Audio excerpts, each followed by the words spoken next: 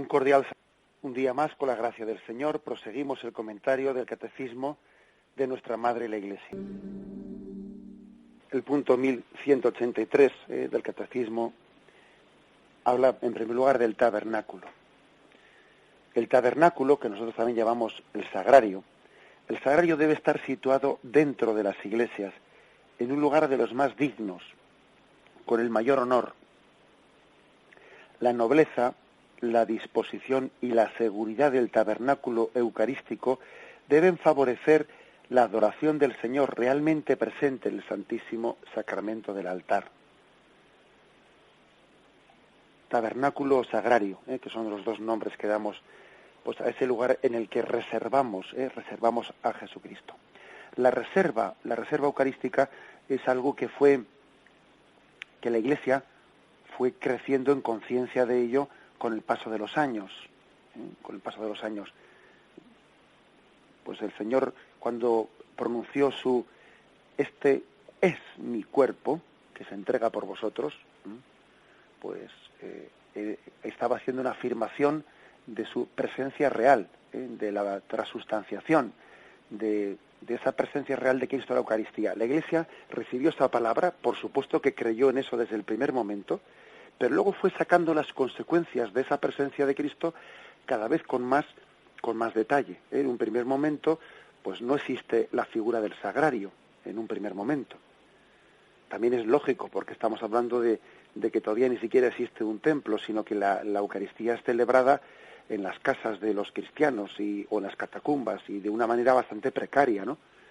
En medio de persecuciones.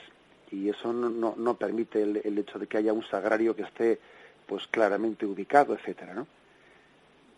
Comienza poco a poco a extenderse la costumbre de que después de la Eucaristía se le da a alguien a quien se le asigna el ministerio de llevar la Eucaristía a los enfermos, se le da la Eucaristía para que la lleve a los enfermos que no han podido asistir a la Eucaristía. Luego, como no siempre es posible llevar la Eucaristía inmediatamente después de la misa, porque igual es una mala hora o por lo que fuere, ¿no? O por circunstancias de peligros y cosas, se comienza a reservar la Eucaristía en un lugar hasta que llegue la hora en la que se pueda llevar la Eucaristía a los enfermos. Y comienzan los columbarios, los columbarios. Sabéis que la palabra columbario viene de columba, que en latín significa paloma. Es decir, los primeros sagrarios tuvieron forma de paloma. Era una paloma vacía por dentro en la que se colocaba al Señor. Esa paloma estaba así suspendida en lo alto, por un cable, ¿no? Desde lo alto, así también para impedir robos, etcétera. Estaba elevada a una altura alta para que nadie pudiese acceder y robar el cuerpo y la sangre del Señor. El por qué se eligió la imagen de la paloma, bueno, pues la verdad es que no tenemos así fehacientemente, ¿no?, documentos que nos aclaren por qué se eligió la imagen de la paloma, el columbario, para guardar dentro de él el cuerpo de Jesucristo. Posiblemente también podía hacer una evocación a que el Espíritu del Señor hizo presente en el seno de María el cuerpo de Jesucristo. Puede ser una evocación, Pero el caso es que poco a poco lo que nos importa es que la Iglesia, que desde el primer momento cree en la presencia real de Cristo, va extrayendo las consecuencias de esa fe, y entonces va teniendo lugar cada vez de una manera más gráfica y más presente la presencia del sagrario. El sagrario nos recuerda que el Señor no ha venido solo con nosotros por un momento, por un rato, sino que está entre nosotros. Nos recuerda esas palabras de Cristo: yo estaré con vosotros todos los días hasta el fin del mundo. El sagrario es imagen de la encarnación. Dios se hizo hombre no luego para dejar de serlo y volver al cielo dejando aquí su humanidad. No. Él volvió al cielo hecho hombre para siempre. Pues por eso también la Eucaristía no es Eucaristía para un rato, sino es Eucaristía para siempre, ¿no? O sea, la Eucaristía prolonga, más allá del sacrificio eucarístico, su presencia en el sagrario. Se van, por lo tanto, configurando los sagrarios en la Iglesia, y la Iglesia nos pide, pues dentro de sus normas litúrgicas actuales, que veneremos en un lugar de máxima dignidad el sagrario. Hubo una oyente que ayer preguntaba por qué en algunas iglesias no estaba colocado el sagrario pues en el altar mayor detrás del altar donde se celebraba. Bueno, pues es un tema que difícilmente se le puede dar una solución que sirva para todos los templos. Porque es verdad que el ideal no es que el sagrario y el altar, las dos cosas estén superpuestas una detrás de otra, porque entonces también hay que reconocer que el sacerdote cuando celebra la Santa Misa está dando la espalda al sagrario. El ideal es pues que exista un lugar de reserva, pero que también sea central, que sea digno, en el que se reserve al Señor después de haber celebrado la Santa Misa, se le reserve, igual que hacemos en los Jueves Santos, poniendo un monumento en un lugar distinto a donde se ha celebrado la última cena. Después de la última cena, el Señor se retiró a otro lugar y ahí se pone ese monumento. Lo que ocurre es que no siempre es posible según los templos. A veces puede ocurrir pues que lo bueno, como se dice eso, ¿no? Que lo bueno sea enemigo de lo mejor, y entonces, bueno, pues dice uno, bien, pero si tengo que elegir entre poner el sagrario detrás del altar mayor o ponerlo en un sitio que es indigno, bueno, pues más vale que esté detrás del altar mayor, así de claro. Pues porque no se puede dar una solución para todos los templos, porque su estructura es distinta en cada lugar y hay que salvar este principio de que ocupe un lugar de los más dignos, con el altar mayor, dice aquí, dentro de las iglesias, en un lugar de los más dignos con el altar mayor, o sea, tan digno como el altar mayor, que no existen dos lugares, pues entonces que se ponga en el mismo altar mayor, es un poco la explicación que cabe dar de este punto que nos dice el catecismo. Dice otra cosa, la nobleza, la disposición y la seguridad del tabernáculo, o sea, del sagrario, deben favorecer la adoración realmente presente, debe ser también un lugar de adoración, un lugar en el que invite a tomar conciencia de esa presencia oculta de Cristo. A veces las mismas luces, etcétera, pueden ayudar a dar intimidad a ese lugar. Y como dice aquí, se busca un lugar noble, un lugar también que el mismo material con el que esté hecho el sagrario nos esté evocando que dentro de él guardamos al Santo de los Santos. Como es lógico, reservamos para el sagrario nuestro arte más precioso, reservamos para el sagrario pues lo más sagrado. Y fijaros una cosa, el material más precioso no lo ponemos por fuera, lo ponemos por dentro, que es donde guardamos al Señor. Eso, si nosotros hiciésemos las cosas pues para sencillamente un embellecimiento exterior y para agradar al ojo, pues embelleceríamos las cosas únicamente por fuera. Pero no, lo más sagrado, o sea, el material, podríamos decir, más noble, es el que recubre interiormente el sagrario, porque en él está el Señor. Por cierto que esto me recuerda alguna anécdota que ha tenido lugar pues en la misma catedral de Burgos, cuando se hizo la restauración, no hace muchos años todavía concluyó la restauración exterior de la catedral de Burgos, ¿no? Y al poner allí unos andamios que elevados a muchos metros de altura, ¿no?, debajo por encima de la calle, se pudo comprobar que allí a muchos metros de altura había esculpidas pequeñas imágenes que quien las esculpió, él era perfectamente consciente de que nunca las iba a ver nadie desde abajo. Estaban muchos metros elevadas, ¿no?, como para que nadie pudiese apreciarlas desde abajo. Es decir, el arte ha tenido una doble finalidad. Una es la de, embellecer para que nosotros caigamos en cuenta de que ahí está el Señor. También tiene el arte sacro, tiene un sentido pedagógico que es para que nosotros caigamos en cuenta de que el Señor está ahí, hacemos las cosas bellas, para que estemos más concentrados, para que caigamos en cuenta de la belleza, entramos en la verdad, y en la bondad de Dios, ¿de acuerdo?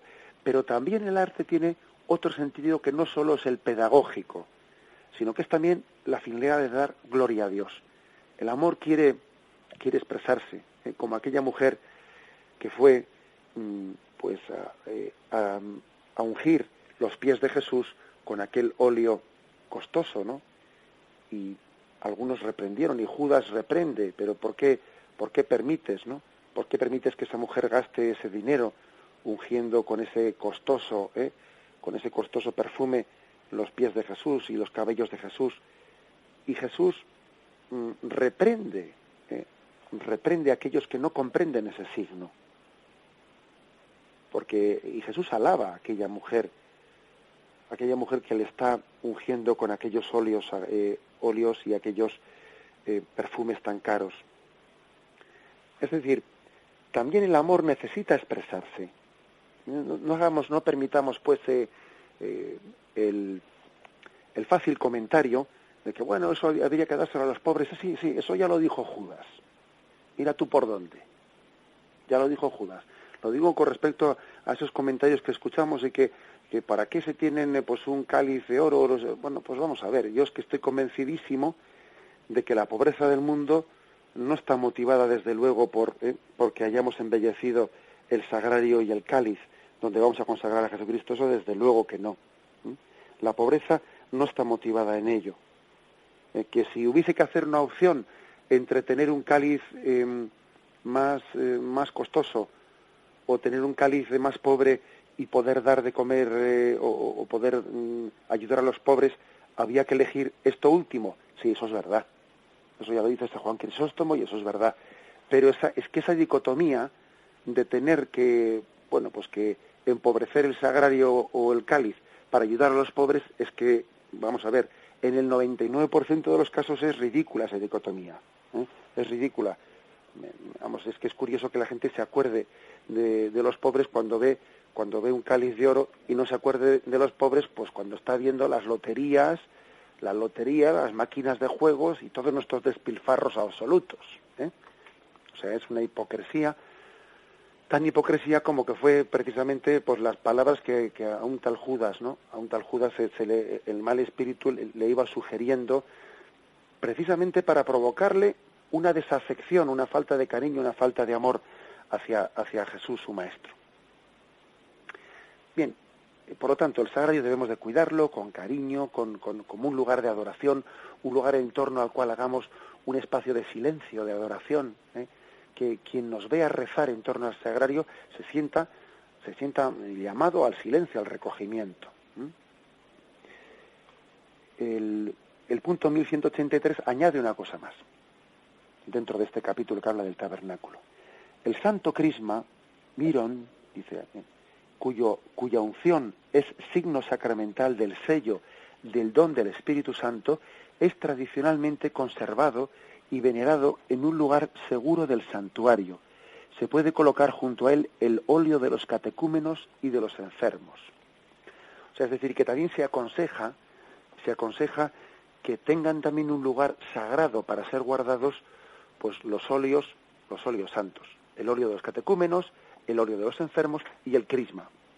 Especialmente el crisma, como es un signo del don del Espíritu Santo, tiene, sin que sea una presencia sustancial como es la Eucaristía, también lo veneramos como un lugar en el que el Espíritu Santo pues ha venido sobre ese aceite mezclado con perfume que es el crisma, ¿no?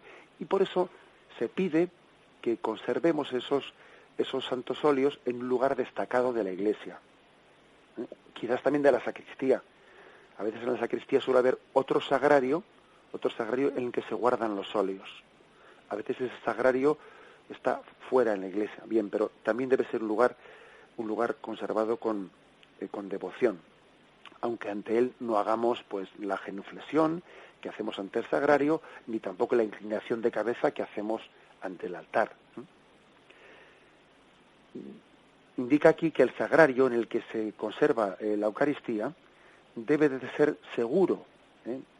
Claro, pues no es prudente que el sagrario pueda ser fácilmente profanado. Debe ser también hombre, ya sabemos que si unos ladrones se empeñan, acabarán rompiendo lo que sea, pero sí que se pide pues que no sea, que esté, por ejemplo, fijado, o sea, que no esté colocado encima de una cosa de manera que alguien pueda coger y llevárselo, que esté perfectamente bien sea empotrado en la pared o fijado de una manera fuerte, pues que tenga una cerradura consistente, etcétera, etcétera. Aparte de que sea pues hecho con esmero y con cuidado artístico, pero también, sobre todo, se pide pues que sea seguro. En alguna ocasión he visto yo pues también el descuido de que la llave del sagrario se quede puesta todo el día en el sagrario. Hombre, pues eso no es prudente, porque que la llave del sagrario se quede puesta o que esté allí junto al sagrario durante todo el día en una iglesia a la que entra y sale gente, pues es peligroso, sobre todo en los tiempos en los que corren, es peligroso pues para profanaciones y otro tipo de cosas.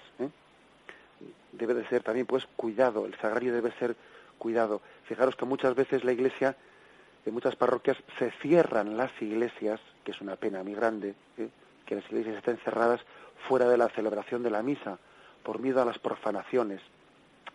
Qué pena es ello, y qué bien tan grande no prestaríamos a la iglesia si los fieles nos ofreciésemos también al párroco a tener unos turnos de presencia a lo largo del día en la iglesia para que el templo del Señor pueda estar abierto a las visitas. Qué servicio tan grande haríamos ofreciéndonos, ¿no?, a nuestra parroquia, pues para hacer como turnos de vela, turnos de presencia, para que el sagrario esté siempre acompañado y el templo del Señor no corra peligro de ser profanado. Bien, nos quedamos en estos dos puntos que hemos comentado, el sentido del altar y el sentido del tabernáculo, el sentido del sagrario. Me despido con la bendición de Dios Todopoderoso. Padre, Hijo y Espíritu Santo, descienda sobre vosotros. Alabado sea Jesucristo.